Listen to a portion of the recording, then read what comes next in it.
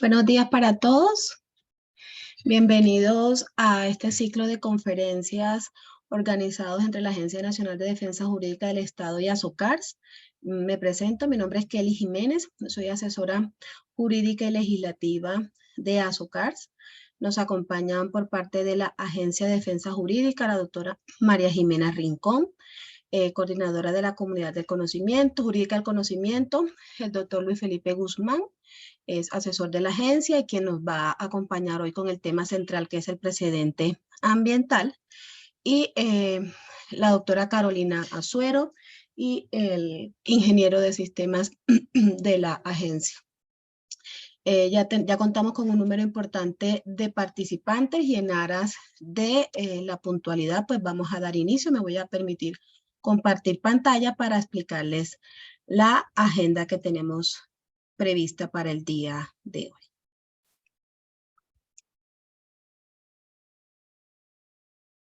¿Me confirman, por favor, si se está viendo la pantalla? En la pantalla de la presentación. ¿Sí? Sí, se está viendo. Ok, perfecto. Muchas gracias. Bueno, en esta oportunidad hemos acordado desarrollar estas dos primeras sesiones de un ciclo que hemos concertado con la agencia, que finalizaría inicialmente el próximo año con dos sesiones de nuestro denominado foro jurídico, uno que será hoy 8 de noviembre entre 9 y 10 y media y el próximo el 22 de noviembre. Entonces, les damos la cordial bienvenida. Nuestro propósito es contribuir con el fortalecimiento de las capacidades de los funcionarios de las CAR.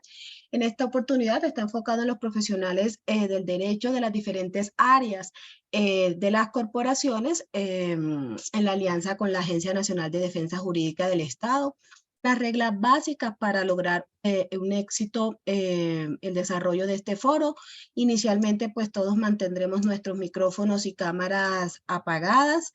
En la medida en que ya tengamos a nuestro expositor, el doctor Luis Felipe Guzmán, él va a hacer su exposición y luego pues él va a moderar su espacio para las preguntas que se podrán realizar a través del chat o cuando él se le otorgue el uso de la palabra, allí se les habilitará el micrófono para que puedan hacer la viva voz o si lo quieren pues escribir a través del chat.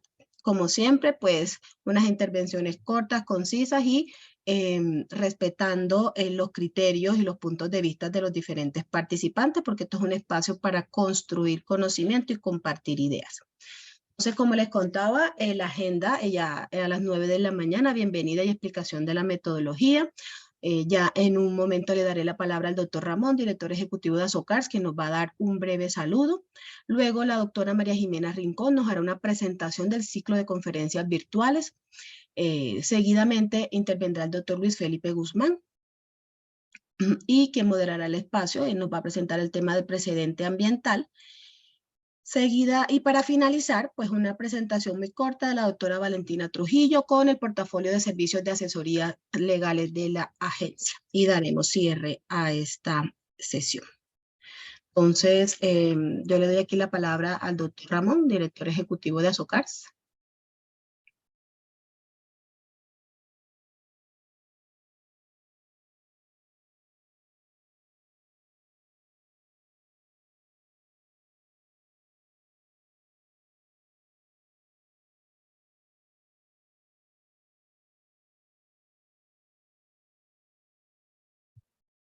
Me permiten confirmar porque me está escribiendo que tiene problemitas para ingresar, pero ya se conecta. Entonces, no sé, doctora María Jimena, en aras de avanzar, ¿le parece? Continuamos con su presentación. Por supuesto que sí, doctora Kelly. Muy buenos días para todos y todas. Pues en nombre de la Agencia Nacional de Defensa Jurídica del Estado, yo les doy la más cordial bienvenida a este nuevo ciclo de conferencias en defensa jurídica del Estado. Esta es una iniciativa, un proyecto conjunto que, como les contó la doctora Kelly Jiménez, se va a desarrollar entre la agencia y ASOCARS con el propósito de fortalecer las competencias de los servidores y las servidoras de todas las corporaciones autónomas regionales en el país. Quiero contarles que como parte de este ciclo definimos una agenda temática basada en un diagnóstico estricto de necesidades. Lo que hicimos fue analizar las principales necesidades de conocimiento de las CAR a nivel nacional, territorial, y a partir de ese diagnóstico de necesidades estructuramos esta propuesta de temas de clases online que se desarrollarán a partir de hoy. No obstante, quiero aprovechar esta oportunidad para invitarlos a que nos den a conocer, a que nos cuenten qué otros temas les interesan, qué otros temas les duelen, qué otras actualizaciones necesitan.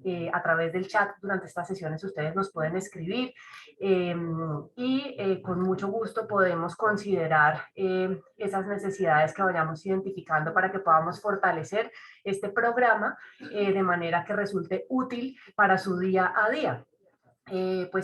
Como les contaba la doctora Kelly, vamos a tener 14 clases online.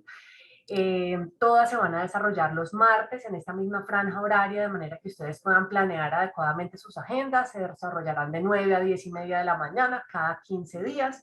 El listado de asistencia ustedes siempre lo van a poder encontrar disponible en el chat de cada sesión. Allí, por supuesto, que deben anotarse. Y en todo caso, las jornadas van a quedar grabadas en el portal web de Azocars, de manera que si alguno tiene alguna dificultad para asistir a la sesión sincrónica de los martes, podrá verla en diferido o si necesita profundizar sobre cualquier tema. Muy bien. Vamos a tener 2 sesiones este año. La primera es la de hoy, que responde al tema de precedente ambiental, a cargo del doctor Luis Felipe Guzmán, y en el 22 de noviembre tendremos otra sesión sobre calificación del riesgo procesal y provisión contable, que será desarrollada por un experto de la agencia, que es el doctor John Camargo Mota. Para el próximo año tenemos 12 sesiones programadas sobre diferentes temáticas: excepciones previas, acción de repetición, responsabilidad extracontractual, procedimiento sancionatorio ambiental, defensa dentro de los procesos de nulidad de los actos administrativos de carácter general y particular, elaboración de las políticas de conciliación y de prevención del daño antijurídico por parte del Comité de Conciliación, el tema de prueba pericial, reparación integral en el proceso penal por delitos ambientales, manejo del sistema ICOGI, que no podía faltar. Vamos a tener también unas charlas sobre escritura jurídica, sobre argumentación jurídica y sobre las novedades del régimen de vertimientos. De manera que, como podrán ver, se trata de una agenda integral, de una agenda muy completa. Sin embargo, como les decía al comienzo, pues los invitamos a que nos cuenten qué otras temáticas nos permitirán profundizar y fortalecer estas competencias en materia de defensa jurídica del Estado. Asimismo, hemos acordado con Azocars que para el 2023 vamos a definir un portafolio de cursos virtuales de profundización. Yo en todo caso quiero aprovechar esta oportunidad para invitarlos a que aprovechen esta oferta de entrenamiento y de actualización que les ofrece la Agencia Nacional de Defensa Jurídica del Estado a través de su página web.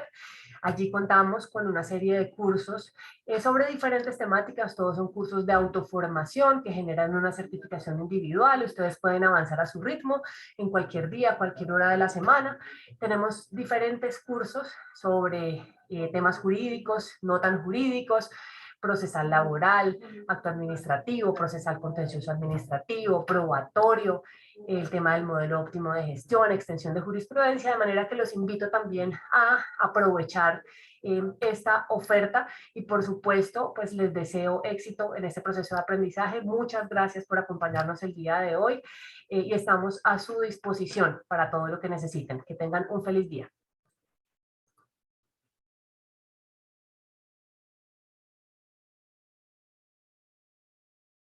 Muchas gracias, doctora María Jimena. Efectivamente, como usted lo menciona, es una agenda que hemos concertado con la agencia en virtud de unas necesidades identificadas inicialmente con las corporaciones y esperamos que puedan aprovechar estos espacios y el próximo año, pues, de igual forma. Entonces ya se encuentra en la plataforma el doctor Ramón. Doctor Ramón, yo le cedo el uso de la palabra pues para que usted pueda dar un breve saludo a los funcionarios. Muchas gracias, Kelly. Un saludo a todos los compañeros de las corporaciones autónomas regionales y desarrollo sostenible que nos acompañan hoy en este foro jurídico. Un agradecimiento muy especial a todos los compañeros de la Agencia Nacional de Defensa Jurídica del Estado. Pues como director de Azocar, como ya lo informamos, estamos pues iniciando hoy este ciclo de conferencias con la Agencia de Defensa Jurídica del Estado en un proceso que, como lo informábamos hace 8 días a los directores en la reunión que hacemos semanalmente con los directores, venimos concertando, digamos, durante este año. Pasemos, Kelly. Y básicamente en ese proceso lo que acordamos es que vamos a tener un ciclo de conferencias de las cuales vamos a iniciar con 2 conferencias este año o 2 jornadas de capacitación, y el resto lo vamos a hacer durante el año 2023. Pero aquí lo importante es que hemos concertado las temáticas para que sean temáticas que le sirvan a las corporaciones autónomas regionales. O sea, aquí yo quiero resaltar que estas son unas jornadas que la agencia ha querido diseñar específicamente, exclusivamente para las corporaciones autónomas regionales. Vamos en todo caso a tenerlas también en nuestra página web de Azocars. Vamos a grabarlas, digamos, y las vamos a tener disponibles, digamos, para los compañeros de las corporaciones. Esperaríamos que todos puedan participar y aprovechar, digamos, estas jornadas. Ahí está la imagen de la página web de Azocar, donde pueden encontrar, digamos, las conferencias que vayamos desarrollando en el transcurso de esta jornada. Pasemos, Kelly. Quería aprovechar también para comentarles pues que hoy lo hacemos inclusive con la formalidad del foro jurídico. El foro jurídico lo tenemos nosotros, es un espacio permanente que desde Azocar generamos para las corporaciones autónomas regionales. Está principalmente dirigido a los equipos jurídicos, pero se hace extensivo a todos los equipos de las corporaciones a través de los jurídicos de las corporaciones que están activos, digamos, en este foro jurídico. Pero nosotros como Azocar pues desarrollamos una serie de estrategias permanentes pues de articulación de las corporaciones. Esta semana quería recordar que tenemos un evento muy importante que es liderado por la CAR Cundinamarca, una de nuestras corporaciones aliadas, pero que ha tenido todo el apoyo de Azocar y de las corporaciones autónomas regionales. Entonces, a partir de mañana, miércoles, jueves y viernes, vamos a estar en el Centro de Convenciones Ágora de Corferias, en un evento donde vamos a tener un encuentro alrededor de la investigación y la innovación en temas ambientales, asociado también al tema de cambio climático. Y el viernes tenemos un encuentro de las corporaciones autónomas regionales, donde vamos a poder presentar más de 38 ponencias de lo que vienen haciendo las corporaciones autónomas regionales en diferentes temas. Entonces quería aprovechar también este momento para hacerle la invitación a todos los compañeros de las corporaciones, que sabemos que ya tenemos más de 150 inscritos y van a estar participando, pero también vamos a tener transmisión virtual, digamos, de ese evento. Entonces, de parte de Azocar y en representación de los directores de las corporaciones, pues un agradecimiento especial a la Agencia Nacional de Defensa Jurídica del Estado por esta oportunidad que nos dan, y hoy pues empezamos con este primer ciclo, digamos, de conferencias que, como les digo, está asociado a otra serie de eventos que organizamos con Azocar. Aquí vamos a tener también el próximo 25 de noviembre el encuentro de jefes de control interno. Eso lo estamos manejando con el Departamento Administrativo de la Función Pública, también para aprovechar y comentarle a todos. Y finalizando el año, en el mes de diciembre, vamos a tener en Armenia el Congreso Nacional de PEJIR, Planes de Gestión Integral de Residuos Sólidos, que estamos apoyando con el liderazgo de la SRQ, y vamos a tener el evento entre el 12 y el 13 de diciembre en Armenia. Eso era lo que les quería contar, y nuevamente agradeciéndoles y dándoles la bienvenida a este foro jurídico que organizamos y que iniciamos, digamos, con esta primera conferencia con la Agencia de Defensa Jurídica del Estado. Muchísimas gracias y bienvenidos. Muchas gracias, doctor Ramón.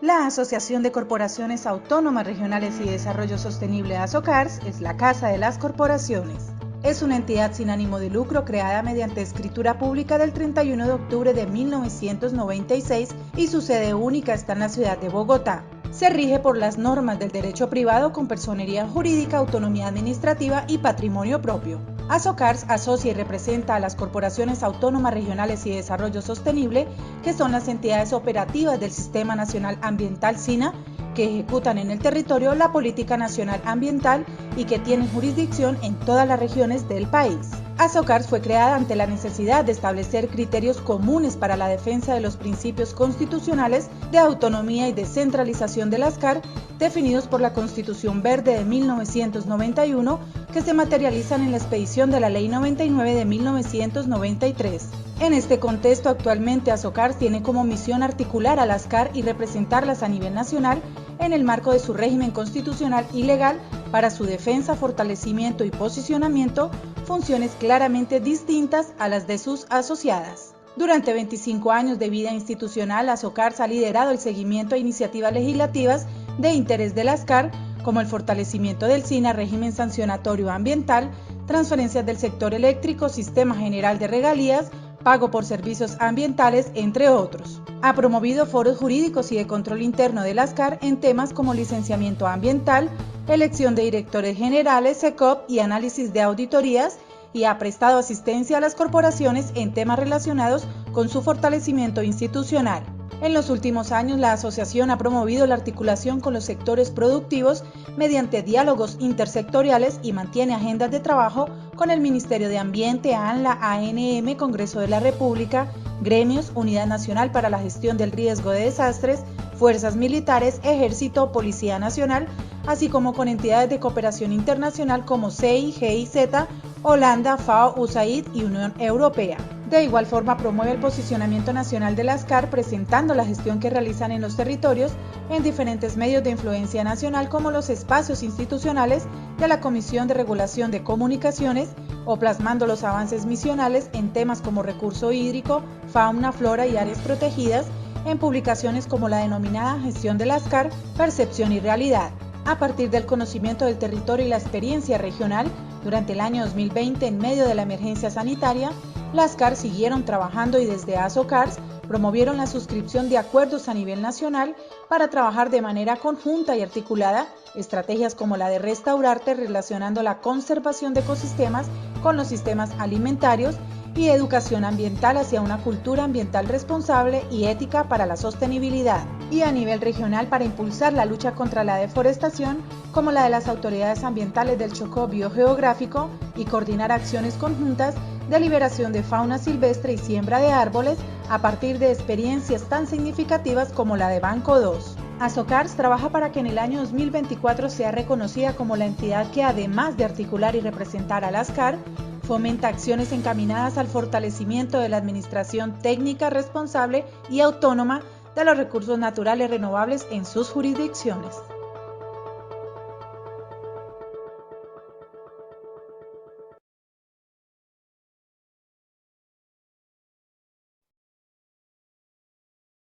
Bueno, ya con este video le damos paso al doctor Luis Felipe Guzmán.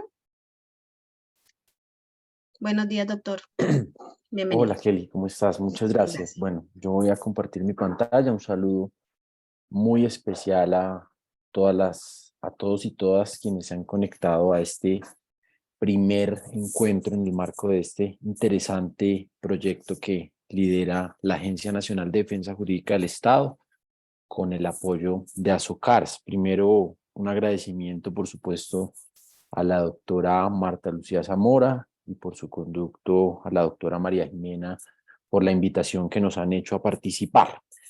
En esta primera charla, pues me ha correspondido conversar de un tema que es sumamente importante y determinante a la hora de la defensa de los intereses litigiosos de una corporación autónoma, pero que también es determinante para el ejercicio de las competencias que tienen las corporaciones autónomas para poder conocer el estado de algún asunto controversial a nivel jurisprudencial, como bien sea las altas cortes o los tribunales regionales han desarrollado pues precedentes en torno a temas muy comunes, ¿no?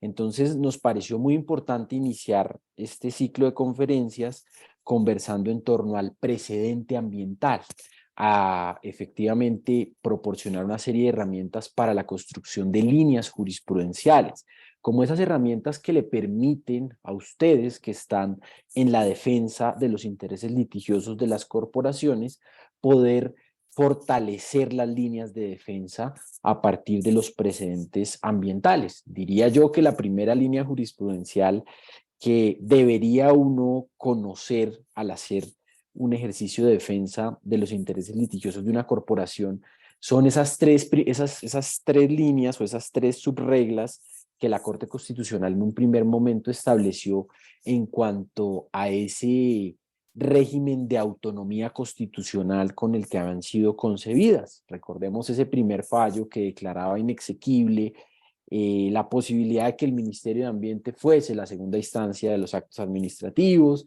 que el Ministerio de Ambiente fuese también fuese quien aprobara los estatutos, desconociendo que existía un órgano directivo, y por supuesto vemos que esa línea jurisprudencial ha sido constante. Ese es un ejemplo de la importancia que tiene el precedente ambiental para la defensa de los intereses litigiosos de una corporación autónoma. Sin más preámbulos, yo creo que podemos iniciar. Esta es la agenda que les planteo que desarrollemos en la mañana de hoy, en esta hora, en estos 40 minutos que tendremos. Yo les presentaré estos 20 slides que hemos preparado para ustedes y luego abriremos las preguntas que ustedes formulen a través del chat. Ya está abierto para que las formulen y al final pues tendremos una pequeña intervención de la doctora Valentina y tendremos el cierre. Esa será como nuestra agenda de la charla de hoy. Iniciaremos con algunas cuestiones introductorias. Creo que vale la pena recortar esas primeras clases de derecho cuando le enseñaban a uno a la luz del artículo 230 de nuestra Constitución que los jueces están sometidos al imperio de la ley, ¿cierto? Y que la jurisprudencia, la equidad y los principios generales del derecho son criterios auxiliares. Pues esa norma cada vez más en la práctica, ¿cierto?, adquiere una fuerza muy importante la jurisprudencia como fuente del derecho. Tenemos algunas complejidades con la ley en muchos casos plantea vacíos, plantea contradicciones, tiene antinomias que es necesario llenar de contenido a través de la jurisprudencia. Pero para estudiar la jurisprudencia, pues podría uno decir que existen diferentes metodologías. La metodología de estudiar una sentencia individual, ¿cierto?, a partir de los elementos, la ratio decidendi, la obiter dictam, ¿cierto?, que ese es un análisis individual del fallo, pero también para poder extraer una línea jurisprudencial, es decir, la línea o varios fallos sobre el mismo tema para establecer cuál es el estado decisional de una corte o de un tribunal sobre una materia. Esa segunda metodología será en la que nos concentraremos en el día de hoy. Y son esos elementos y esa metodología para la construcción de líneas jurisprudenciales, partiendo de la importancia que tiene la jurisprudencia a la luz, por supuesto, del Estado social de derecho, que en términos ambientales, valga la oportunidad, ya la doctrina está empezando a hablar del llamado Estado ambiental de derecho. Por supuesto, producto de todos esos fenómenos que vienen ocurriendo, vemos hoy lo que está ocurriendo en la COP27 en Egipto, la importancia que tienen estos temas en las decisiones de Estado. Hoy se habla de una democracia ambiental, de un rol democrático de los jueces para la búsqueda de una tutela judicial efectiva. Entonces, cada vez más, poder estudiar la jurisprudencia para resolver problemas jurídicos ambientales va a ser una herramienta muy importante. En tercer lugar, abordaremos la importancia que tiene la línea jurisprudencial como una estrategia de defensa judicial determinante en muchos temas, y no podemos quedarnos, por supuesto, en una clase eminentemente práctica. Les presentaremos algunas líneas jurisprudenciales en materia ambiental, diferenciando, por supuesto, un fenómeno que también en nuestro país se ha arraigado en los últimos años, y es el fenómeno del activismo judicial. Cómo analizar activismo judicial y cómo analizar líneas jurisprudenciales. Este es un comportamiento de los despachos judiciales que no incide, por supuesto, en la línea jurisprudencial. La línea jurisprudencial es una metodología para poder estudiar los fallos, y ya en el activismo judicial pues hay un poco un análisis más de oportunidad y conveniencia de las órdenes judiciales que adoptan nuestros jueces. Esa será entonces nuestra agenda del día de hoy. ¿Me confirman si están viendo mi presentación, doctora Kelly y doctora María Jimena? Sí, señor, está en la agenda. Perfecto, listo. Quería verificar que sí se estuviese viendo. Entonces, procedo a avanzar al siguiente slide. Bueno, sin más preámbulos, demos inicio a nuestras cuestiones introductorias. Para ello, entonces, creo que vale la pena iniciar con un concepto de línea jurisprudencial. La línea jurisprudencial es un conjunto de precedentes, efectivamente, que buscan resolver un problema jurídico, pero ese problema jurídico tiene una característica, y es que debe ser un problema jurídico común, es decir, un problema jurídico común de 2, 3, 4, 5, 6, 10 fallos judiciales. ¿Por qué se va a convertir en una herramienta fundamental la línea jurisprudencial? Porque le va a permitir al operador judicial, bien sea ustedes en cabeza de la representación judicial de una corporación autónoma, o bien sea para un director general, poder adoptar una reglamentación a nivel regional, poder conocer el estado decisional, lo que la jurisprudencia ha dicho frente a la materia. Pensemos lo que la jurisprudencia ha establecido frente a la caducidad de las acciones, lo que la jurisprudencia ha establecido en torno a la licencia ambiental, ¿cierto? Como el elemento estructurador, ¿cierto?, del principio de prevención ambiental, o lo que la jurisprudencia ha establecido en cuanto al régimen jurídico aplicable a las corporaciones autónomas, solo por mencionar un par de ejemplos.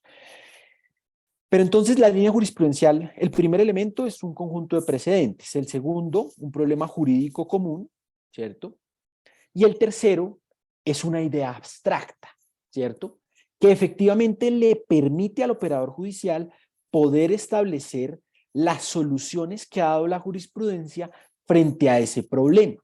Una vez identifica esas soluciones, poder identificar el patrón decisional. ¿El patrón decisional es qué? Oiga, la Corte ha considerado que efectivamente sí hay un régimen constitucional para las corporaciones autónomas, régimen constitucional similar al de las universidades públicas, ¿cierto? Donde tienen un régimen de autonomía constitucional que emana de la misma Carta Política. Entonces, se va identificando el patrón decisional que ha adoptado ese tribunal judicial frente a esa decisión. Pero este derecho jurisprudencial, a diferencia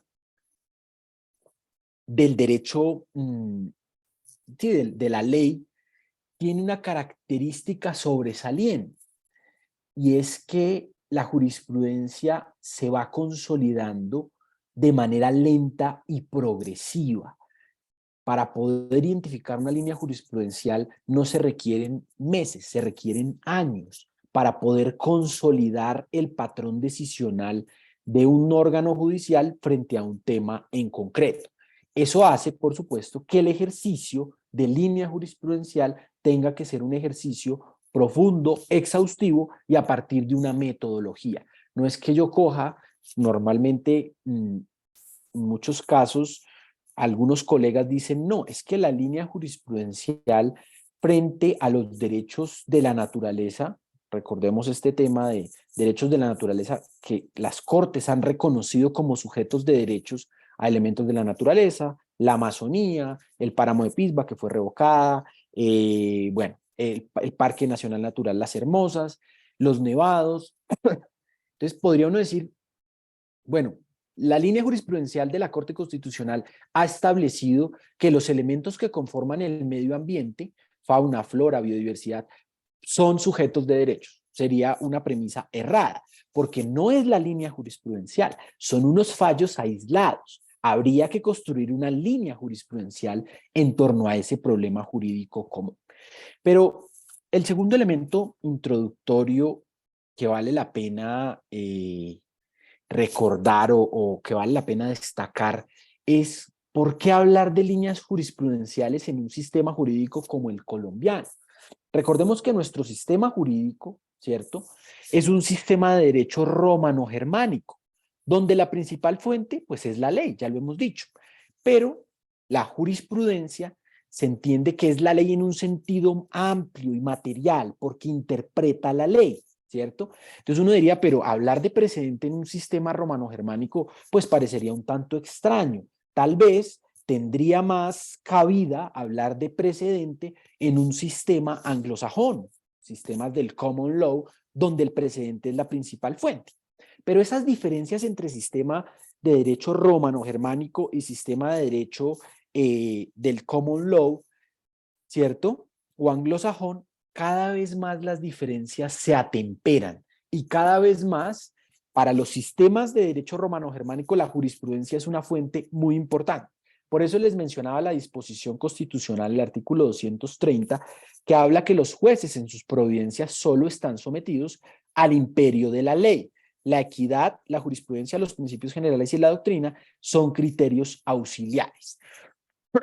Esta disposición constitucional ha sido, por supuesto, objeto de un innumerable número de fallos de la Corte Constitucional que han interpretado la materia. Por un lado, pues la ley es la única fuente del derecho a la que el juez puede estar sometido en sus decisiones. Pero por otro lado, la jurisprudencia, ya lo he dicho, hace parte de esa ley en sentido material.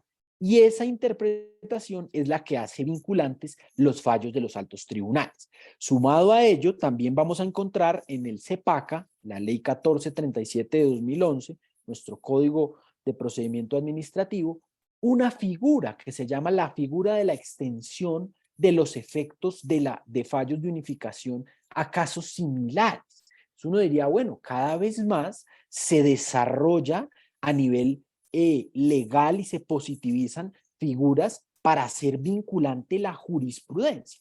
Por ende, pues la jurisprudencia termina siendo una fuente muy importante para resolver casos complejos, como a los que ustedes están, por supuesto, los que ustedes tienen que resolver y defender en el día a día de la entidad.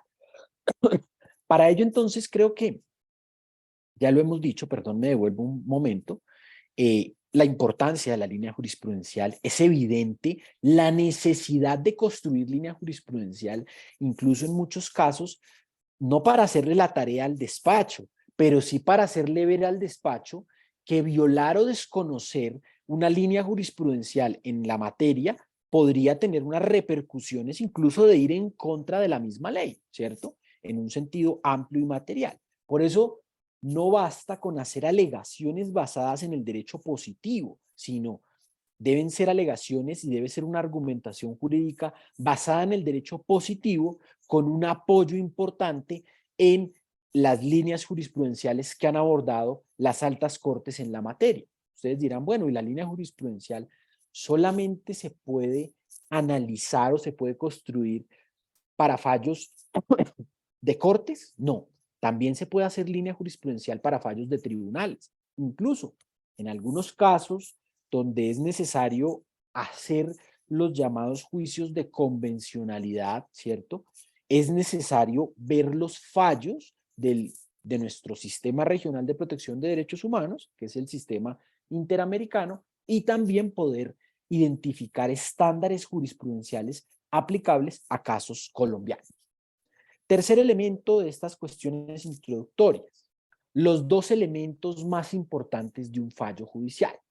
Cuando le dicen a uno cuáles son los elementos del fallo judicial, pues uno casi siempre decía la parte emotiva y la parte considerativa, ¿cierto?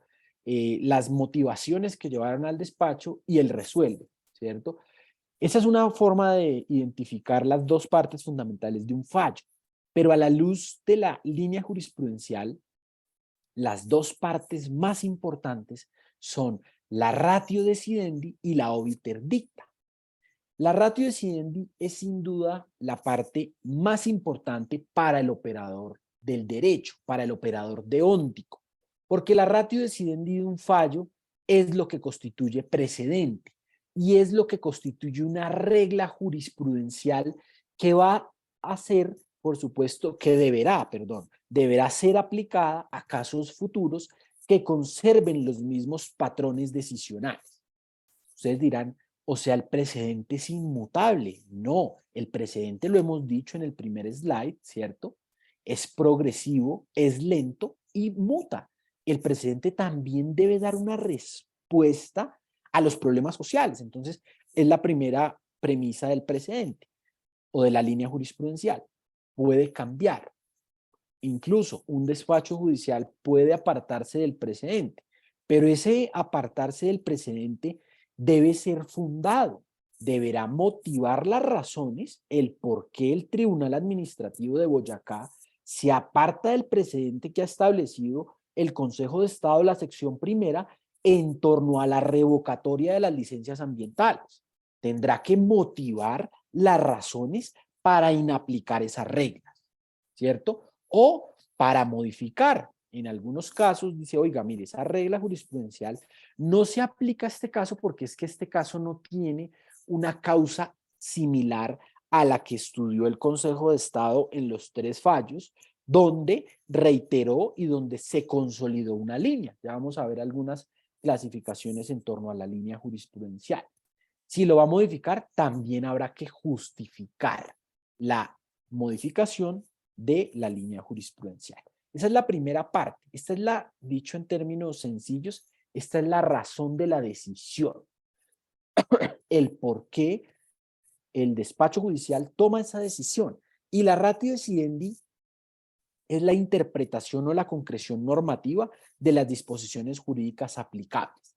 ¿Cómo puede uno identificar una ratio decidendi? Pues habrá que hacer un estudio si esa ratio decidendi explicita qué es aquello que el derecho prohíbe, permite, ordena o habilita para ciertos casos, ¿cierto?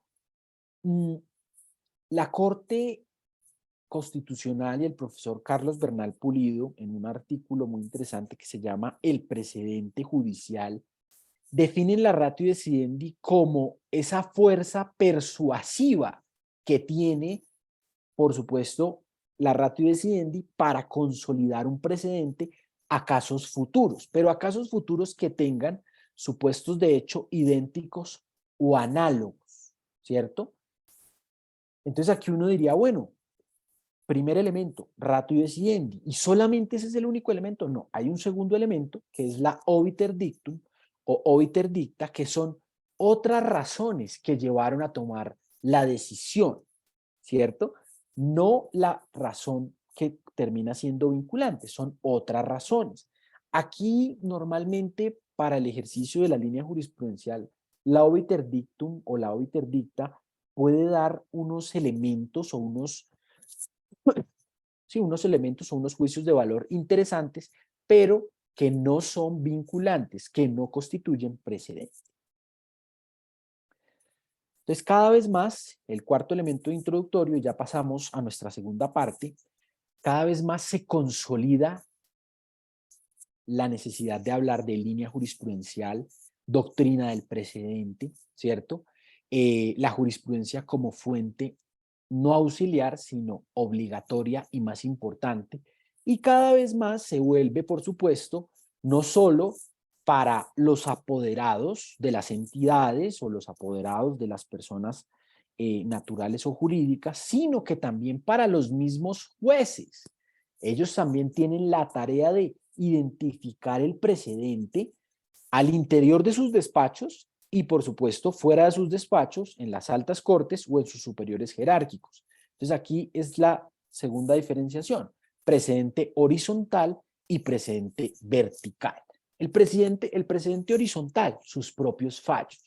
Ustedes dirían, o sea, que un despacho no podría contradecirse y adoptar un fallo contrario a los que ya ha venido adoptando. No, porque estaría en cierta medida violando su propio precedente.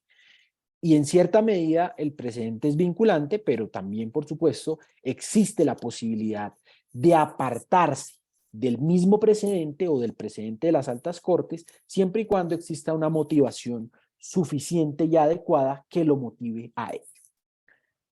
Dirán ustedes, bueno, todos esos elementos del precedente suenan muy interesantes y podrían en cierta medida pues generar problemas de aplicación, ¿cierto? De aplicación en la práctica. ¿Por qué? Pues porque no existe la cultura del precedente, porque los mismos jueces no tienen identificados sus propios precedentes, sus propios fallos, entonces pues va a ser muy difícil que identifiquen los precedentes fuera de sus despachos. No, es más fácil identificar los precedentes fuera que al interior de sus despachos. Entonces, por ejemplo, una herramienta muy interesante en los temas, ahora voy a ir planteando algunos casos que para ir dándole practicidad a la charla, asociados con atentados terroristas. Ustedes saben que nosotros en Colombia, pues el oleoducto trasandino fue objeto de varias voladuras, verdaderos hechos de terceros, ¿cierto? Atentados terroristas.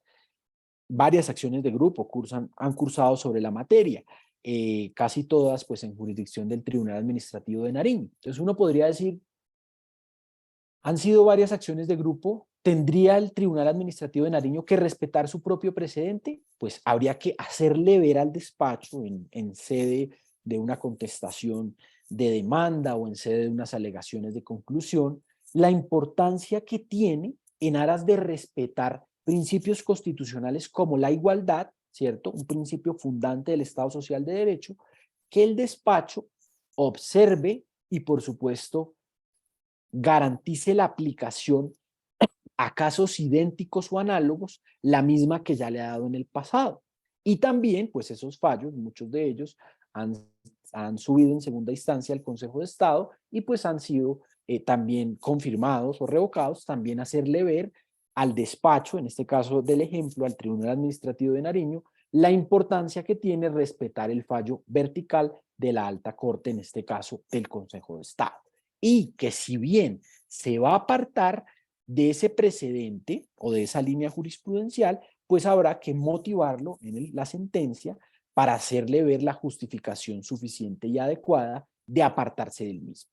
Pero bueno, eso es un poco la importancia o las cuestiones introductorias del precedente. Pero creo que vale la pena recordar. ¿Me escuchan bien? Disculpa, Kelly.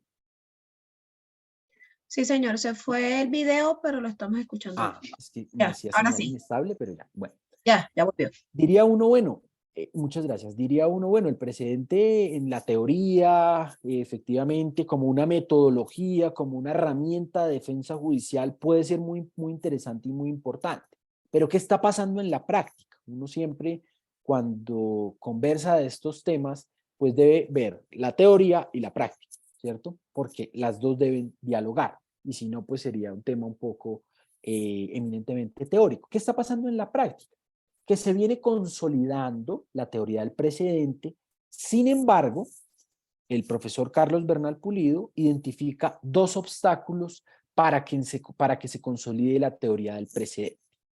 El primer obstáculo de índole institucional, el institucional es efectivamente la carencia de una delimitación de competencias en muchos casos, y ya les voy a explicar por qué, entre jurisdicciones, jurisdicción constitucional y jurisdicción ordinaria. Y aquí viene a jugar un papel muy importante las llamadas tutelas contra providencias judiciales. ¿Por qué? Porque a través de esas tutelas se busca, pues, efectivamente, que se termine un precedente que ha existido. Pensemos en una sentencia de unificación, una tutela contra una sentencia de unificación. Eso genera un poco pues de complejidades de poder entender qué es lo que está vigente. Eso desde el punto de vista institucional. Y desde el punto de vista fáctico o de la práctica esa carencia de compilaciones exhaustivas de jurisprudencia. Cada vez más las altas cortes, el Consejo de Estado hace una compilación anual de fallos, semestral.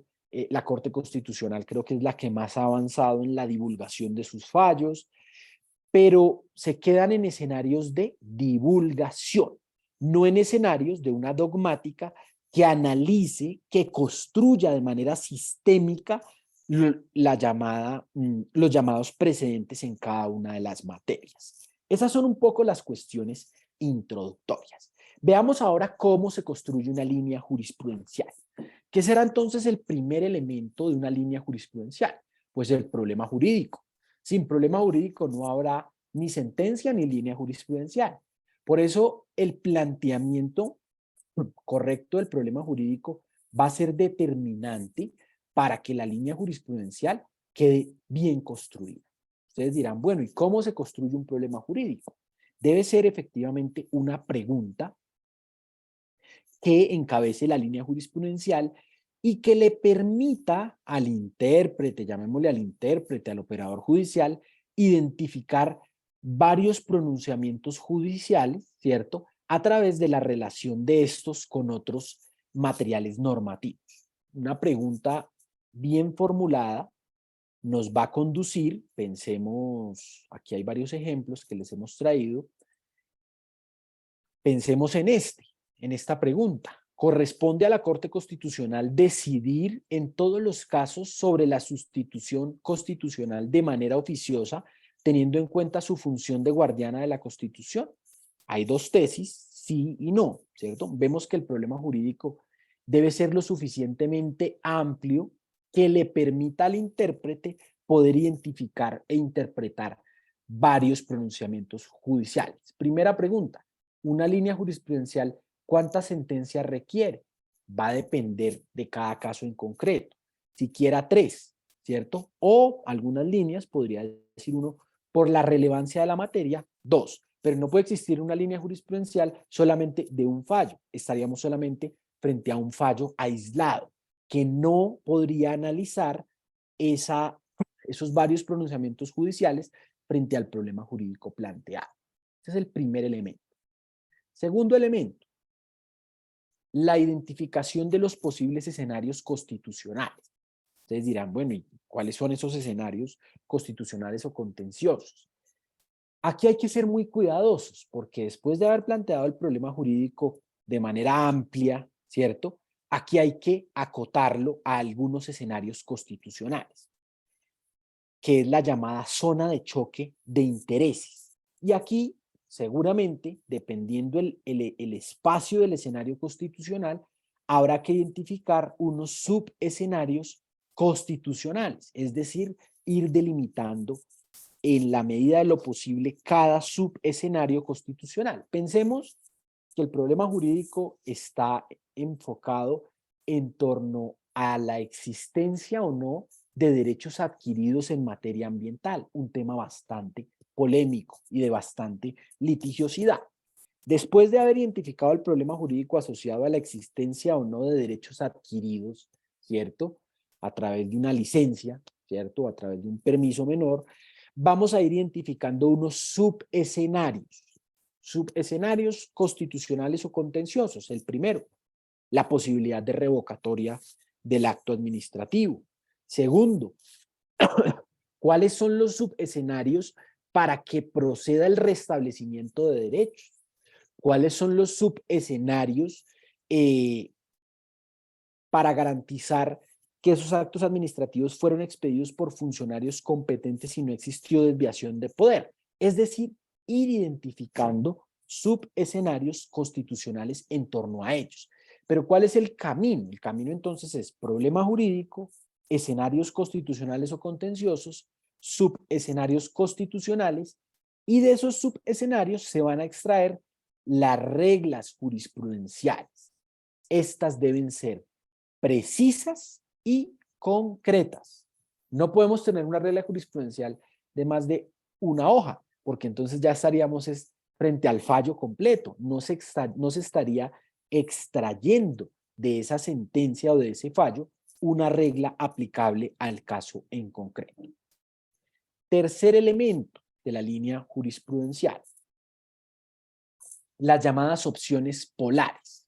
Ustedes dirán, bueno, pero estamos en época de cambio climático, pero también pareciera que la línea jurisprudencial quiere meter el tema del deshielo de los polos. No, no tiene nada que ver. Aquí estamos es frente a las opciones polares o binarias, ¿cierto? Las opciones polares o binarias hacen referencia a un sí o a un no, pero también podemos encontrar que las respuestas a este problema jurídico pueden ser reglas diferentes a un sí o a un no.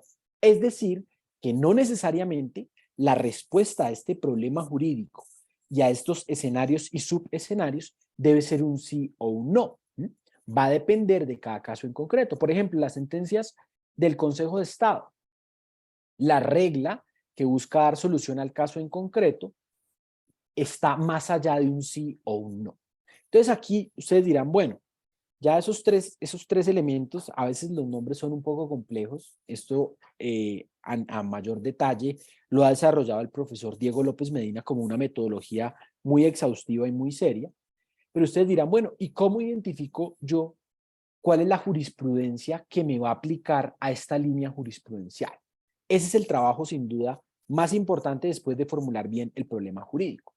Entonces, aquí vamos a encontrar, pues nosotros, si hacemos una búsqueda no sé, en la relatoría de la Corte Constitucional, sigamos con el ejemplo de licencias ambientales, ¿sí? Ponemos licencias ambientales, pues vamos a encontrar un gran universo de providencias que tienen como palabra clave licencia ambiental, ¿cierto? Entonces aquí viene el primer escenario de clasificación. Vamos a encontrar unas sentencias que son importantes, no importantes jurisprudencialmente, sino importantes a la luz de ¿qué? De nuestro problema jurídico, ¿cierto? Sentencias importantes o sentencias hito. Y unas sentencias no importantes. No importantes no porque no sean relevantes para el estudio jurídico, sino que no serán importantes para efectos de nuestro problema jurídico. Entonces, sentencias importantes o hito y sentencias no importantes. Vamos a quedarnos en las que son importantes para efectos de nuestro planteamiento de línea jurisprudencial. Vamos a encontrar que a nivel doctrinal han sido clasificadas las sentencias importantes en varios grupos. Primero, sentencia fundadora del INE. Sin duda, esta es la primera sentencia que aborda el tema. Es normalmente muy propositiva y casi siempre es bastante larga y extensa. ¿Por qué? Porque pues está llenando un vacío jurisprudencial y legal en el tema. Pensemos en la sentencia de la Corte Constitucional donde se establecían los 3 casos de la interrupción del embarazo, ¿cierto? Fue una sentencia propositiva y bastante extensa. Segunda clasificación de sentencia. Sentencia consolidadora del INE, en la cual ya se va a fijar es una subregla y normalmente en esta sentencia, fíjense ustedes, ya hay un balance constitucional un poco más complejo. Pensemos en la sentencia de la Corte Constitucional C-123 de 2014, que permitía y que tenía un concepto de medio ambiente sumamente amplio, ¿cierto? Y que viene a abrir la discusión de las entidades territoriales, ¿cierto? Frente a la industria minera, la posibilidad de adelantar o no consultas populares. ¿Esta sentencia podría ser consolidadora de línea? No, tal vez también sería fundadora. Pero si revisamos la sentencia C-035, ¿cierto? Donde efectivamente se establece unas reglas en torno a la actividad minera en zona de páramo o subpáramo, ya podría ser una sentencia consolidadora de línea. Ya se había hablado antes de esa sentencia de la importancia ecosistémica que tenían los páramos y que por ende haría incompatible actividades de alto impacto en estos ecosistemas. Tercera clasificación, sentencia reconceptualizadora de línea. En estas 2 sentencias se plantean discusiones nuevas y en estas 2 se consolidan o se decantan. Como su nombre lo indica, pues reconceptualizadora, lo que busca un poco es revisar una línea jurisprudencial en su conjunto y puede tener dos caminos, la sentencia reconceptualizadora de línea. Introducir una nueva teoría o interpretarla, ¿cierto? La ya existente. Cuarta clasificación. Sentencia dominante. La sentencia dominante es aquella que contiene ya los criterios efectivamente vigentes y dominantes, donde efectivamente pues ya se ha resuelto un problema jurídico. Normalmente la sentencia dominante requiere un buen número de sentencias y también un buen número de años. Recordemos que en muchos casos va a influir quién es el magistrado ponente de cada uno de los fallos para poder identificar también la postura del ponente frente a muchos temas, ¿sí? Y aquí viene también a jugar un poco la versatilidad o las adopciones y el conocimiento privado que estos tengan sobre los problemas jurídicos planteados. Entonces, en la sentencia dominante, normalmente se va a encontrar ya una sentencia más corta, con una regla mucho más clara y efectivamente con un escenario constitucional ya muy decantado, ¿cierto? Pensemos los temas que mencionábamos ahora de sustitución constitucional. La Corte ya efectivamente ha establecido una regla muy clara frente a los actos legislativos modificatorios de la Constitución y cómo se debe surtir el juicio de sustitución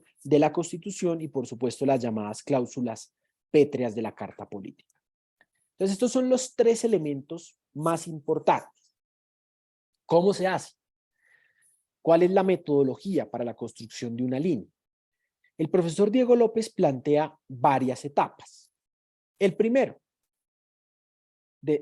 paso, determinar el punto arquimédico de apoyo. Ustedes dirán, bueno, ¿y eso es qué? Como el dame un punto y mover el mundo, decía Arquímedes. Más o menos esa es la metáfora. El investigador deberá entonces identificar el punto arquimédico de apoyo. ¿Cuál es el punto arquimédico de apoyo? La sentencia hito de la línea jurisprudencial. Puede ser cualquiera de estas cuatro. ¿Cuáles serán entonces los requisitos para identificar esa sentencia? Que debe ser la sentencia más reciente que aborda el tema y que tenga el mismo patrón fáctico. Segundo elemento, el nicho citacional. El nicho citacional es todas las sentencias o todo el conjunto de providencias que han abordado la materia. Entonces aquí graficaremos estas sentencias, las importantes y las no importantes, a través del nicho citacional. La graficación de la línea jurisprudencial es determinante. ¿Por qué? Porque le permite al intérprete ver de manera gráfica el número de fallos que se han adoptado en la materia. Incluso en sede de unas alegaciones o en sede de una contestación de una demanda con independencia del medio de control, podría presentársele al despacho un gráfico para que sea más fácil la comprensión de este en torno a las reglas jurisprudenciales que han gravitado del problema jurídico. Este caso, línea jurisprudencial del aborto. Problema jurídico es lo que encabeza el gráfico, las opciones polares, ¿cierto? Sí y no, y por qué, vamos a encontrarlo, sí y no, y el nicho citacional en el centro. Ustedes dirán, ¿por qué los puntos están unos más cerca del sí y otros más cerca del no? Porque las decisiones también se pueden clasificar en cuanto a más cercanas de esta regla o más cercanas de esta regla. Aquí vamos a encontrar la sentencia hito, como pueden ver, no es la primera, ¿cierto? Es la que viene a consolidar esta línea y luego, por supuesto, ya se viene con una sentencia dominante a estar más cerca del no frente al problema jurídico planteado. Este es un ejemplo de graficación de línea. Este es otro que lo llama el profesor Diego López Medina, ingeniería reversa, a partir de unas generaciones de sentencias de primera generación y sentencias de segunda generación, con, por supuesto, los respectivos estudios constitucionales frente a la materia. Otra forma de graficarlas, por supuesto, aquí viene a jugar algo muy importante y es la imaginación del investigador, del intérprete o del operador. ¿Cómo le voy a hacer ver yo al despacho la importancia que tiene la regla jurisprudencial de esta materia para que efectivamente esa regla me aplique y sea, por supuesto, beneficiosa frente a los intereses litigiosos que yo estoy representando o que yo estoy defendiendo? Vamos a encontrar aquí otra forma de graficar estos fallos. Esta ya es una forma un poco más compleja, que efectivamente lo que hace es el listado de todos los fallos que han adoptado la Corte Constitucional frente a la materia. Otra forma de graficarlo a partir de las tesis y de las subtesis, pero siempre teniendo como eje central el nicho citacional, como ustedes lo pueden ver ahí en las pantallas. Bueno, no, creo que hay una... Pueden ir, por supuesto, formulando sus preguntas en el chat para ahora, en cuestión de unos 10 o 15 minutos, iniciar este espacio de preguntas y respuestas. ¿Por qué entonces será importante, por supuesto, frente a los intereses litigiosos de las corporaciones autónomas, construir líneas jurisprudenciales? Decía el profesor Diego López Medina una frase muy importante y muy interesante, y es que en Colombia los estudiantes de Derecho aprendemos a interpretar el derecho legislado de espaldas al manejo técnico del derecho jurisprudencial. El manejo técnico del derecho jurisprudencial es determinante. Es determinante porque nos permite efectivamente lo que llama la Corte Constitucional analizar ese derecho viviente, ¿cierto? Y en muchos casos el derecho legislado pues ha quedado rezagado o ha quedado en un momento histórico donde el legislador ha dado respuesta a un problema jurídico.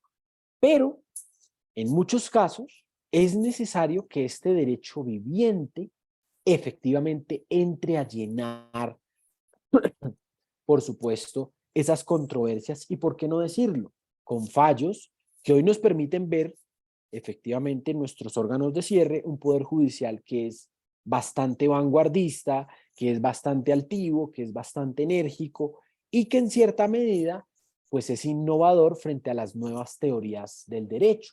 Entonces, por eso la línea jurisprudencial termina siendo una herramienta muy importante a la hora de defender intereses litigiosos de una entidad. Cada vez más, el papel de los jueces, nosotros estábamos un poco acostumbrados a ese papel de anúlese, ¿cierto? Inaplíquese de los jueces, ¿cierto? Se ordenaba anular un acto administrativo y en su lugar, si había lugar a ello, por supuesto, al restablecimiento del derecho.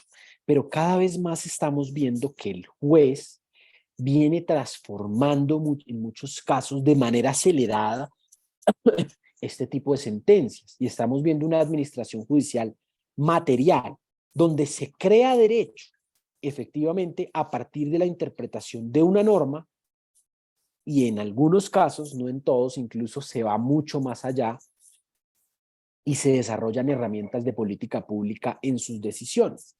Y esos son los llamados fallos estructurales, ¿cierto? O sentencias estructurales, que no son nada nuevo.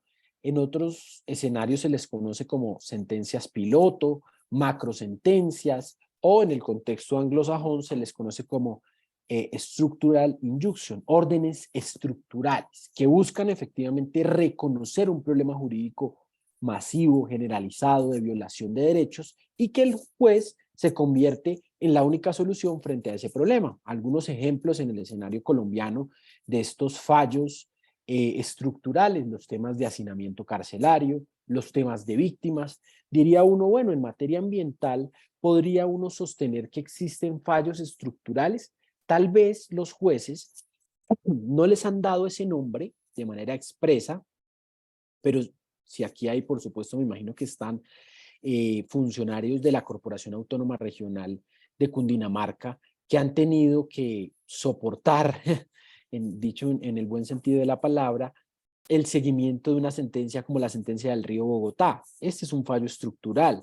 O la sentencia de los Cerros Orientales de Bogotá, o yéndonos a otras latitudes, la sentencia de la Amazonía, que efectivamente reconoce un problema estructural y da una serie de órdenes, incluso llegando a ordenarle a los 45, si no me falla la memoria, 45 municipios de la Amazonía, a que modifiquen sus planes de ordenamiento territorial, incorporando una determinante ambiental de deforestación. Entonces uno podría decir, oiga, en materia ambiental tal vez no se le ha dado ese nombre de manera expresa, fallo estructural, estado de cosas inconstitucionales, o pensemos también la sentencia del Río Atrato, por supuesto con una serie de órdenes sumamente complejas. Y aquí por eso quería llegar a este punto, y aquí debemos diferenciar las reglas jurisprudenciales con las que se construye la línea jurisprudencial y el activismo judicial. Y el activismo judicial, entonces, vamos a encontrar que en algunos casos resulta muy problemático y en muchos casos termina siendo muy difícil de cumplir y exponiendo, por supuesto, a los funcionarios, que son los directivos de las entidades vinculadas, a unos riesgos muy altos de desacato. Entonces, lo que se debe defender, las herramientas o las estrategias de defensa, es hacerle ver a los despachos las líneas jurisprudenciales y la diferencia con el activismo judicial y las complejidades que tiene el activismo judicial. Pensemos líneas jurisprudenciales en torno a la consulta previa. Hemos visto que el desarrollo jurisprudencial de la consulta previa es el único desarrollo jurídico en Colombia. Hemos visto que tenemos una directiva presidencial que ha arreglado la consulta previa y varios intentos de leyes estatutarias para reglamentar la materia.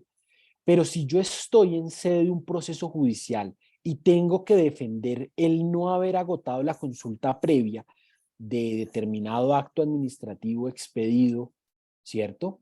Pues tendré que construir la línea jurisprudencial de la consulta para hacerle ver al despacho que no había una afectación al núcleo esencial de la consulta previa.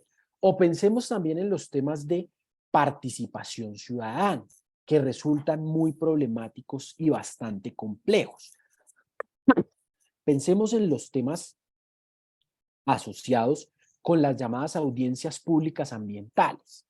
Por supuesto, en sede judicial se le hace ver al despacho que la audiencia pública ambiental como mecanismo de participación no cumplió con unos estándares que la jurisprudencia ha desarrollado, pero es un mecanismo, efectivamente, que lo contempla el ordenamiento jurídico y que tiene un objetivo muy importante: hacerle ver al despacho la importancia de la participación ciudadana y la línea jurisprudencial que la Corte Constitucional ha desarrollado de la llamada participación ciudadana ambiental y los diferentes escenarios que se deben dar para abordar la participación ciudadana. No puede ser igual la participación ciudadana, por eso lo tengo aquí en el último ejemplo, de la adopción de un acto administrativo del Ministerio de Ambiente como ente rector de política pública, ¿cierto? Y en ejercicio de la facultad reglamentaria en cabeza del presidente y de manera residual en los ministros, para delimitar un páramo, que la participación ciudadana de un proyecto como, por ejemplo, una audiencia pública para licenciar un relleno sanitario. Deben ser escenarios diferentes, comunes en cuanto al objetivo de la participación ciudadana, pero hay un nivel de afectación diferente en cuanto al núcleo esencial de la participación ciudadana. O pensemos en los temas, ya hemos hablado de licencias, pensemos en los temas asociados con contaminación de cuencas hidrográficas. Vemos, por ejemplo, la sentencia de la Bahía de Cartagena, la sentencia de Islas del Rosario, que son fallos estructurales, o la misma sentencia del Río Bogotá y del Río Atrato, que reconocen un escenario de contaminación de cuencas hidrográficas. Ustedes verán más adelante que en muchos de los casos de las acciones de grupo que se ventilan y que hacen parte de las corporaciones autónomas, está probado un daño ambiental puro, pero no se prueba ni se cumple con las cargas argumentativas para acreditar un daño ambiental consecutivo. Muy importante construir esa línea jurisprudencial donde el Consejo de Estado ha establecido que el daño ambiental puro se ventila en sede de una acción popular, el daño ambiental consecutivo se puede ventilar en sede de un medio de control de reparación directa o en sede de un medio de control de grupo cuando ceden los presupuestos para que proceda la acción de grupo. Pero el hecho de solo existir el daño ambiental puro probado no presume el daño ambiental consecutivo. Y eso es lo que en muchos despachos se le ha querido hacer ver a los, pues efectivamente a los falladores, a los juzgadores, de la importancia que tiene efectivamente que el daño ambiental consecutivo esté probado. Los perjuicios deben estar probados. Y esa línea jurisprudencial del Consejo de Estado de la sección primera es una línea jurisprudencial clara y pacífica, que no ha tenido ningún bemol, que también es una herramienta muy importante para la defensa en sede pues, de las corporaciones autónomas regionales. También en materia de rellenos sanitarios, hemos visto cómo un gran número de fallos se han concentrado en determinar unos estándares jurisprudenciales de lo que es un relleno sanitario. Casos, por supuesto, muy connotados: relleno sanitario Cantagallo, relleno sanitario Doña Juana, por mencionar algún par de ejemplos de ellos, y donde se ha reconocido que el relleno sanitario es una infraestructura para la destinación final de residuos sólidos. Efectivamente, la que debe ser operada técnica y ambientalmente a partir de unos estándares y, por supuesto, a partir de unos impactos reconocidos por el operador del relleno.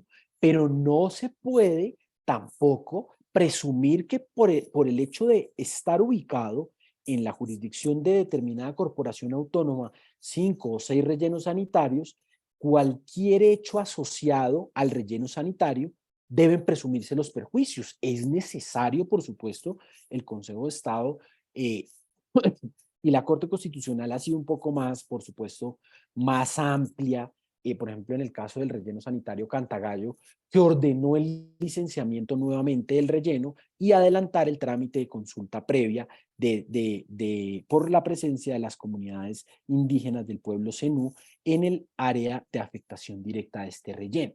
Entonces podríamos aquí seguir enumerando un gran número de temas que son objeto y que podrían ser objeto de una construcción de línea jurisprudencial y que sin duda pueden ser una herramienta muy importante para la defensa de los intereses litigiosos de las corporaciones autónomas regionales en esta materia.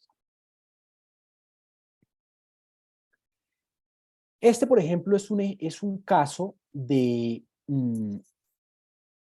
la evolución de las posturas de la Corte Constitucional frente a las visiones de la naturaleza. Una primera visión, por supuesto, la visión antropocéntrica que primó del año... Bueno, esto a raíz, por supuesto, del reconocimiento de sujeto de derechos de elementos que conforman la naturaleza, en concreto de la sentencia T622 de 2016, la sentencia del Río Atrato. Este estudio se hizo para identificar cómo la Corte venía interpretando la visión para utilizar y comprender la naturaleza. Un primer enfoque, que es el enfoque además que predominó en Estocolmo, en Río y en nuestros pilares del derecho ambiental colombiano, un enfoque antropocéntrico, muy claro, muy evidente, en sentencias como la T411 del 92, efectivamente la persona y su entorno ecológico en la Constitución y el derecho tríptico económico, derecho deber tríptico económico, derecho, principio y deber. Luego, del año 94 al año 2015, empezó a dársele un desarrollo más amplio al llamado concepto de desarrollo sostenible, ¿cierto? Efectivamente, la persona tiene un respeto y una obligación constitucional, ¿cierto?, de proteger el capital natural de la nación. Y el medio ambiente sano es un bien jurídico de especial protección constitucional. Esta fue una segunda, podríamos llamarlo un segundo momento de esta evolución. Y un tercer momento, que no es el predominante, porque pues han sido 2 fallos únicamente, que es el llamado momento ecocéntrico. En el caso ecocéntrico, en el caso del momento ecocéntrico, pues obviamente el fallo que es el fundador de este momento es el fallo de la sentencia del río Atrato, del magistrado Palacio, que reconoce como sujeto de derechos al río Atrato. Podríamos decir que esta es la postura más reciente, pero no es la postura que se venga reiterando en los diferentes fallos por parte de la Corte Constitucional, porque fue un fallo aislado.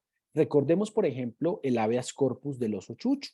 Recordemos también que otros fallos han reconocido efectivamente escenarios de maltrato animal, como ocurrió, por ejemplo, con la caza deportiva, con la pesca deportiva, pero no mutaron hacia una visión ecocéntrica, se devolvieron a la visión biocéntrica. Es decir, que podríamos decir que esto va a depender en muchos casos de cada despacho judicial y también del momento en el que se adopte esa decisión judicial.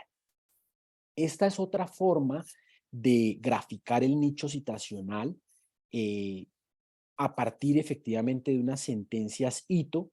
Se puede hacer el conteo de las citas que hacen las sentencias. Por ejemplo, esta sentencia ha sido citada 3 veces, esta sentencia ha sido citada 4 veces y se le va dando un poco pues colores o se va estableciendo un cuadro de coordenadas para que el fallador pueda identificar el por qué ha sido más citada y por supuesto hacerle ver, obviamente, la que sea favorable frente a los intereses litigiosos que estamos defendiendo, cuál es el fallo que se debería aplicar al caso en concreto. Esta es otra forma, esta es una línea jurisprudencial en torno a cómo ha desarrollado la Corte Constitucional la protección del ambiente. Esta es la misma línea anterior, esta que estábamos viendo acá, pero graficado de otra forma. Entonces vemos aquí una teoría ecocéntrica con la sentencia T622 de 2016 y vemos aquí las sentencias que son más cercanas a la visión antropocéntrica. Veíamos la sentencia del año 92 del magistrado Martínez y vemos cómo algunas han ido hacia allá y otras pues se han mantenido en una misma postura o bajo una misma ratio decidente.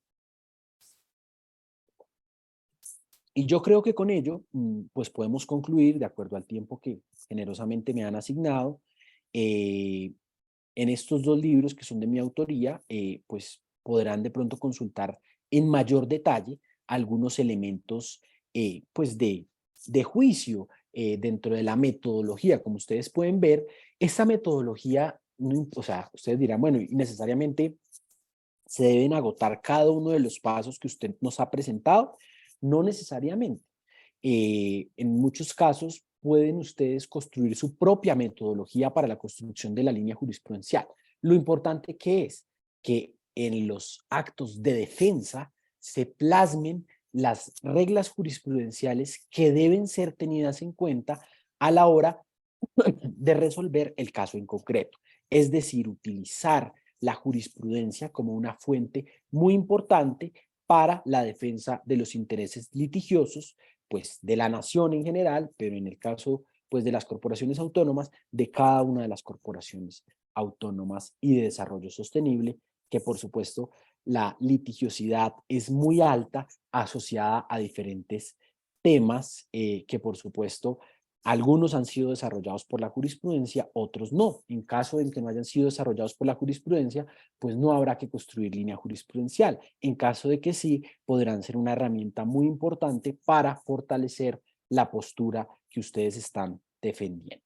Y con ello concluyo mi intervención y vamos a resolver algunas preguntas que nos han hecho en el chat. Dice Sintrambiente Subdirectiva Riohacha. Una pregunta, para el tema de daño ambiental no está claro en la ley. ¿Existe línea jurisprudencial o al menos elementos en la jurisprudencia para determinar cuándo hay daño ambiental? Bueno, esa es una pregunta muy interesante porque efectivamente no existe una definición legal de daño ambiental, salvo la que existe por allá en la ley 99 del 93, cuando se hablaba de las tasas retributivas, que hablaban de la que afectan la renovabilidad de los ecosistemas. Esa es tan solo un incipiente elemento de la definición de daño ambiental. Sí existen varias sentencias de la sección tercera del Consejo de Estado y de la sección primera. Y también existen algunos conceptos que ya han sido levantados a su reserva de la Sala de Consulta y Servicio Civil, que han identificado algunos elementos del concepto de daño a nivel jurisprudencial.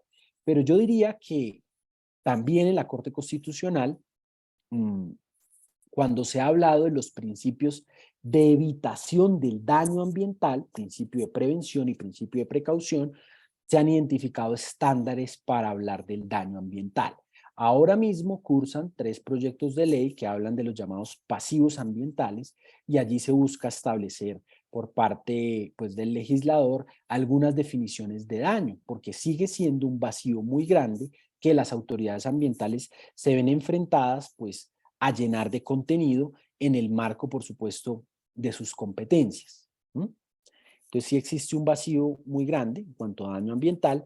También existe una línea jurisprudencial muy clara en cuanto al daño ambiental puro, que es ese daño ambiental que se ocasiona al ecosistema in situ, ¿cierto? Pensemos en ese vertimiento que se ocasiona y que termina afectando de manera grave un acuífero, ¿cierto? Ese es el daño ambiental puro.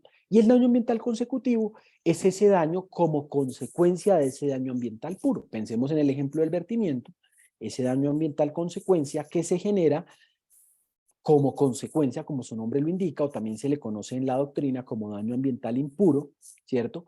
Como consecuencia de ese daño ambiental puro, las afectaciones a los patrimonios individuales. Pensemos en ese ejemplo del vertimiento que se contaminaron acuíferos y por ende se contaminaron aguas subterráneas, que son aguas que tienen, por supuesto, su permiso de concesión de aguas subterráneas, varios predios y hacen la captación. Esa afectación a esos patrimonios individuales es lo que se conoce como el daño ambiental impuro o consecutivo. No sé si alguien tenga alguna pregunta adicional. También tenemos la opción de levantar la mano. Creo que Natalia tiene levantada la mano. No sé si nos puedan colaborar habilitándole el micrófono para que formule su pregunta. Natalia, adelante. Tienes el micrófono cerrado, puedes abrirlo, ya te han habilitado para abrirlo.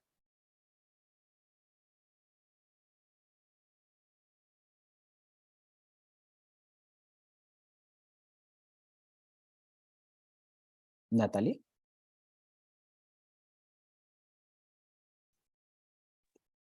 Doctor Luis Felipe, Sí, mientras Natalia soluciona el problema de sonido, quiero hacer una pregunta.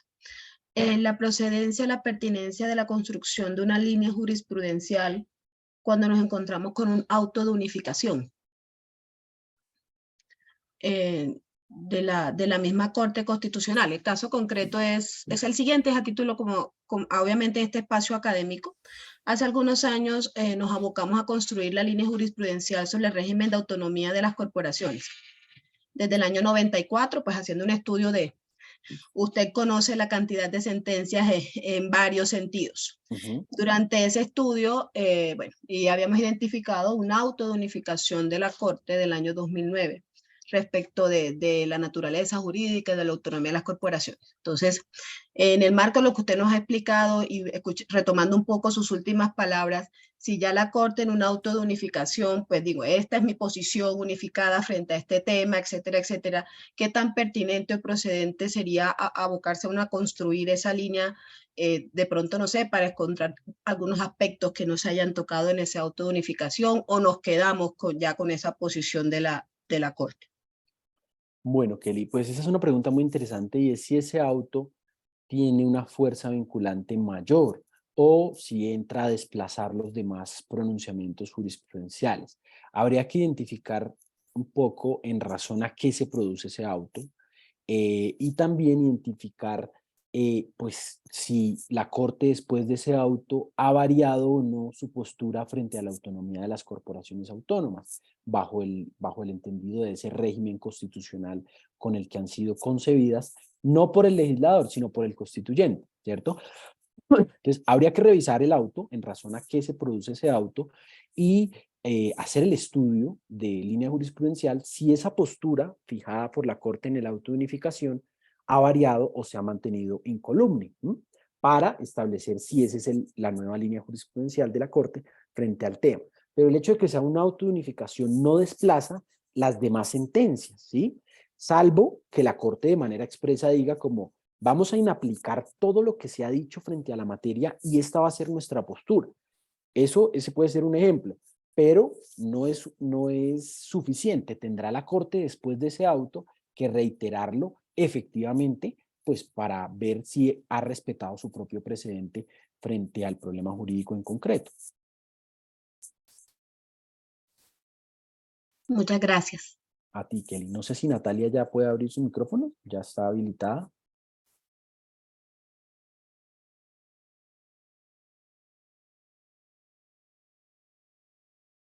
Bueno, Jorge Ariel Zuluaga también está levantando la mano.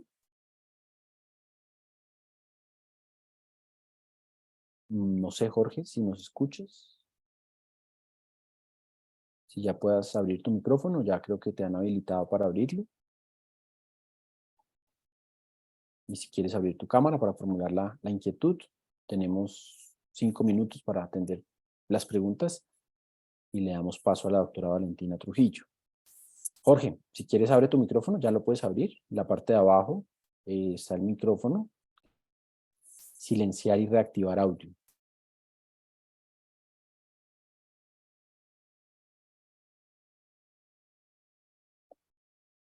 Jorge Ariel, ¿nos escuchas?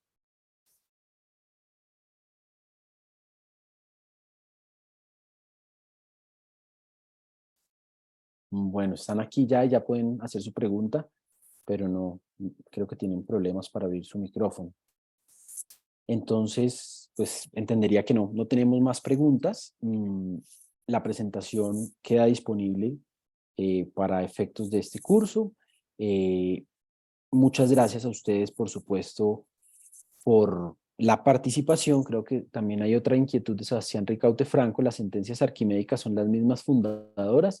Sí, pues podría uno decir que son las mismas. Ahí lo más importante, Sebastián, es identificar la sentencia fundadora y luego se identifica el punto arquimédico. Pueden ser varias fundadoras, vimos la clasificación de 4 sentencias y pues estableceremos la sentencia arquimédica. Recuerden que la sentencia arquimédica, lo más importante es que tenga el mismo problema jurídico y que sea la más reciente del tema, para que la línea jurisprudencial pues corresponda al patrón decisional de hoy de ese despacho frente al tema. Gracias, Sebastián, por tu pregunta. Bueno, Constanza Campos, Diana, bueno, muchas gracias entonces por sus inquietudes. Doctora María Jimena, muchas gracias por la invitación. Doctora Kelly, muy honrado como siempre por acompañarlos en estos espacios. Le doy el uso de la palabra a la doctora Valentina, quien nos va a comentar algo muy importante para ustedes. Doctora, adelante, por favor. Muchas gracias. Bueno, buenos días a todos. Les agradezco mucho darnos este espacio. Yo les quito 5 minutos. Yo voy a presentarles el área de asesoría legal de la agencia. Esta pues es la más nueva de la agencia, se creó a finales del año pasado. Y pues la idea de esta dirección es que todas las entidades, pues tanto del orden nacional como del orden territorial, puedan acceder a estos servicios de asesoría, asistencia y acompañamiento en todas las inquietudes jurídicas que ustedes tengan. La idea es que ustedes cuenten con una especie de oficina de abogados de confianza a la que ustedes puedan consultar cualquier inquietud jurídica que tengan, desde lo más mínimo hasta el problema más complejo, y nosotros nos encargamos de brindarles esta asistencia. No se requiere ningún tipo de convenio, pues son servicios totalmente gratuitos. Y bueno, pues como les decía, la idea es ser esos aliados estratégicos de todas las entidades públicas. Como les comentaba, pues los destinatarios de estos servicios son las entidades públicas, tanto del orden nacional como del orden territorial, y La idea es poder prevenir el daño antijurídico y los litigios con esta asesoría jurídica. Los temas en los cuales se brinda esta asesoría es tanto en temas sustanciales como en temas procesales. La agencia no tiene facultad para intervenir en procesos contra entidades del orden territorial. Sin embargo, sí los podríamos asesorar en toda la estrategia de litigio, en toda la estrategia de defensa, pues también nos consultan sobre temas pues, que son meramente procesales, y también nos podrían consultar en cualquier tema pues, sustancial. En la pantalla pueden ver los temas que nos consultan más frecuentemente. Sin embargo, pues la consulta no se limita a estos temas. Nos pueden consultar sobre todo el tema de derecho disciplinario, digamos, nos consultan mucho, también tema de servicios públicos, temas de contratación estatal, temas de acción de repetición. La idea es que, como les decía, nos puedan consultar sobre cualquiera de estos temas. Ustedes, pues, para consultarnos, se comunican con nosotros por cualquiera de los canales de contacto que les voy a presentar más adelante, y nosotros, ¿cómo les vamos a brindar esa asesoría? Pues ya dependiendo de cualquier consulta particular, nosotros, pues, hay consultas que las resolvemos en una llamada en 5 minutos, en una reunión. Hay consultas que las entidades nos solicitan que les respondamos por medio de un concepto escrito, entonces también nos encargamos de elaborar ese concepto. Pero la idea pues es que nos consulten de verdad cualquier inquietud que tengan. Nosotros en la dirección contamos aproximadamente con 15 abogados especialistas pues, en todas las ramas del derecho, y la idea es que una vez nos llegue la solicitud, nosotros nos encargamos de asignarla al abogado pues, especialista en el tema. Finalmente, si alguien no es, pues alguien de nuestra dirección no es especialista en el tema, pues la agencia cuenta con más o menos 150 abogados y tenemos contratistas, algunos ex magistrados de las altas cortes. Entonces lo más probable es que tengamos a alguien experto en el tema que se encargue de resolverles la duda específica, la consulta que tengan. Adicional a esto, ustedes también pueden solicitarnos un espacio de formación como para resolver dudas específicas en un tema específico. Entonces, por ejemplo, nos podrían solicitar un espacio de formación, por ejemplo, porque tienen dudas, quieren resolver algunas dudas sobre el nuevo estatuto de conciliación. Nosotros nos encargamos de agendar ese espacio y resolvemos pues las dudas que tengan mediante este espacio. Nosotros tenemos los canales de contacto que pueden ver en pantalla. Nosotros recomendamos el correo electrónico, que es el de asesoría.legal@defensajurídica.gov.co, porque nos permite darle más trazabilidad a su solicitud. Entonces la idea es que a partir de hoy se animen y hagan esas consultas a través del correo electrónico, pues cualquiera de los canales de contacto que ven en la pantalla. Ninguna duda es demasiado pequeña, de verdad, pues consúltenos, estamos dispuestos a ayudarles y la agencia es su casa. Para responder sus solicitudes tenemos los términos de ley. Sin embargo, si una consulta es demasiado urgente, pues es bueno que nos hagan saber esto en el correo, pues para poderle dar prioridad a la respuesta. No sé si les quedó claro o si alguno tiene alguna duda, alguna pregunta sobre este servicio de la Dirección de Asesoría Legal. Valentina, preguntan a través del chat si pueden consultar directamente los funcionarios o debe ser a través de un representante de la entidad. No, pueden consultar directamente los funcionarios. No sé si hay alguna otra duda.